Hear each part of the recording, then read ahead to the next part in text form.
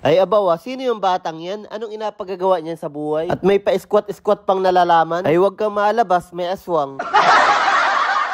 Ay alam ko na, tattoo artist pala itong batang ito. Sure ka tutoy, marunong ka magtato. Baka hindi, ay atampuyungin kita. Ay abawa, anong angas niyan? Geometric yung design? Try to get me in a room, yeah. Everybody wanna talk, why? Always coming with a tune. Aba naman, pinuri laan ng kaunti ay nagyawang agad itong ulagi na ito ay. Anong Russell? Try to get me in a room, yeah. Everybody wanna talk, why? Always coming with a tunes. At inulit pa. Talaga naman ay kainaman. Isa pa at asumbong talaga kita kay mama. Tisting eh. Aww. Ay ngani pala, yan man ding inatatuan ko na yan ay taga-Socorro lamang. Anong ulagin din man din yan? Manang-mana sa tattoo artist ay ang libangan ay lulo. May asawa na't lahat ay lulo pa rin ang lulo ay. Ay sa bagay, maganda ngani pag inakamay, nasa iyo ang higpit at luwag. Ayo, tingnan pa yung inatatuan ko. Wag ko daw siyang apakita, kaya tinabunan ko yung muka. Ay ano ka natutoy, sayang ang kapugian mo kung hindi mo apagyabang. Ay abawa, bagay na bagay kayo magsama ng tropa ko. Nagpatuli ngani, hindi naman inagamit.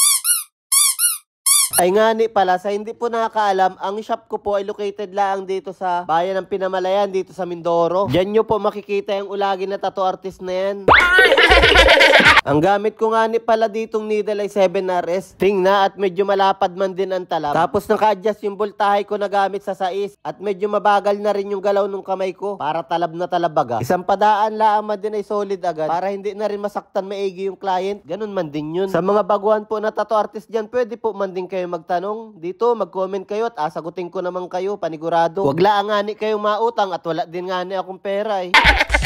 Pero kung ating nandin man din ako yung mukhang mayaman na yan, oh. Anong pugi ko naman, mukhang tinapa? Tingna pa.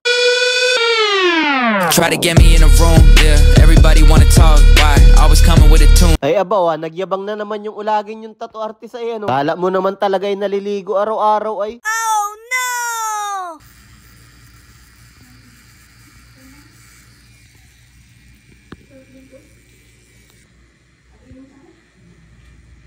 Ay abaw, tapos na wari. Ay anong ganda. Ang gandang isapaw sa sinaing.